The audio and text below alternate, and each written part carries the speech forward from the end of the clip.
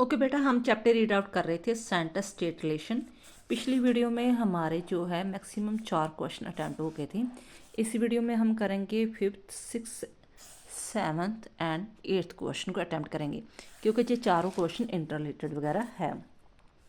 5th question आ रहा है हमारा, what is the position of the state about union list. What is the position of the state about union list. Union list में state की क्या position है। Union list include subject of the nations importance such as the foreign affair हो गया, defence हो गया, currency, coinage, banking, post and telegraph, railway, foreign trade etcetera. Only the Union Parliament is authorized to pass law on this subject, and the state legislature have to no power to legislate on this subject। के ये सारे subject पर जो है उनकी power है just union की, तो स्टेट इसमें कुछ भी नहीं कर सकती। ठीक है, जो यूनियन बना देती है वही उसे एक्सेप्ट करना पड़ता है। इनकी सुपरमेसी किसकी हुई? यूनियन की हुई है। नेक्स्ट क्वेश्चन आ रहा है, write any 4 conditions under which union parliament can make laws about the state subject. वो कौन सी 4 कंडीशन है जिसमें चाहे स्टेट में सब्जेक्ट दिए हैं, डिवाइड किए ना स्टेट में 62 सब्जेक्ट्स, उसके बीच में भी इंटरफियर कर सकती है कौन? यूनियन लिस्ट, यूनियन सरकार, यानी कि नरेंद्र मोदी की सरकार जो है, जो प्रांत है 28 प्रांत है, उसके बीच में भी कोई ना कोई लिस्ट उठाकर उससे रिलेटेड कोई कानून बना सकती है।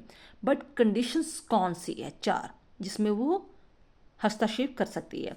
First of all, if the Rajya Sabha by 2/3 majority declare state subject of national importance. अगर राज्यसभा के मेंबर कह देते हैं, क्योंकि राज्यसभा के मेंबर क्या है, सभी स्टेट से आ रहे हैं ना, तो वही 2/3 कह देते हैं कि ये नेशनल इंपॉर्टेंस का सब्जेक्ट है, ये किसी एक प्रांत का नहीं है।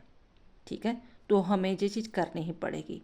तो भी ये कर सकती है। मान लो जैसे पंजाब का बॉर्डर जो पाकिस्तान में लगता है, तो उसमें कहेंगे कि जहाँ पर आर्मी स्थापित होनी चाहिए, तो आर्मी आपको पता सेंटर की है, तो वहाँ पर कानून वो इस्टेब्लिश कर सकती है। वहाँ पर स्टेट हस्तक्षेप नहीं कर सकता कि नहीं जैसे में स्टेट का मामला आप ऐसे आर्मी की ऐसे जहाँ पर खड़ी कर सकते हो।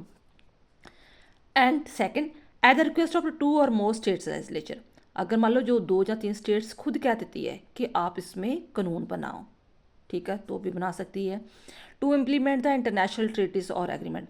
मान लो कि किसी प्रांत जो स्टेट है उसका बॉर्डर एरिया दूसरे देश के साथ लगता है, जैसे पंजाब का पाकिस्तान के साथ लगता है, तो कोई इंटरनेशनल ट्रीटी करनी है उसने, तो भी सेंटर का रोल इम्पॉर्टेंट है।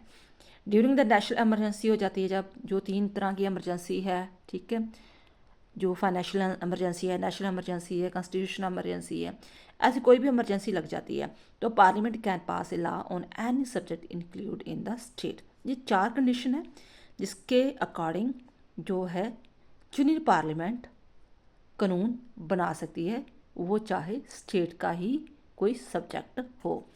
नेक्स्ट क्वेश्चन आ जाता है हमारा, what is the position of the state regarding the concurrent list. हमने कंकरेंट लिस्ट का क्वेश्चन पढ़ा था कि इसमें 52 सब्जेक्ट्स वगैरह हैं, तो इसमें जो चीज़ें दोनों में नहीं आई, या यूनियन लिस्ट में या स्टेट लिस्ट में, तो वो कंकरेंट लिस्ट में है कुछ ऐसी चीज़ें। बट इन केस दोनों में कोई क्लैश हो जाता है कि स्टेट का सब्जेक्ट है या यूनियन का, तो पहले किसे मिलेगी? सेंटर को ही मिलेगी। ठीक है, तो वही क्वेश्चन को दोबारा रिपीट किया गया है।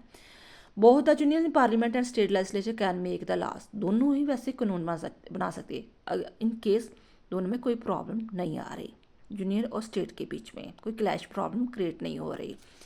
Can make laws on the subject include the concurrent list, but in case of any conflicts in central law shall prevail, thus center enjoy the position of the supremacy and the state that of subordination regarding the subject include in the concrete list। तो centre को ही supremacy मिलेगी, तो वही कानून बना सकती है, state को चुपचाप पीछे हटना पड़ेगा। नेक्स्ट क्वेश्चन आ जाता है, how the dispute regarding the interstate river are settle. मान लो कि एक जो रिवर है वो 2-3 स्टेटों के बीच में गुजर रही है, तो पानी का थोड़ा झगड़ा हो जाता है कि नहीं ये मेरी स्टेट को मिलना चाहिए, उसको नहीं मिलना चाहिए, तो कैसे सेटल करती है?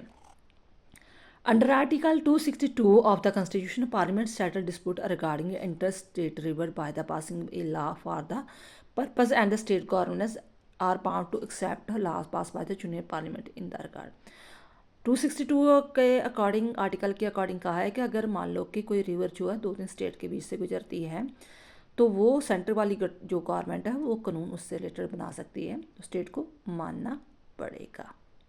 आई होप जी चीज़ को समझ लगी होगी आपको। तो नेक्स्ट वीडियो में हम करेंगे when and why inter state council was establish.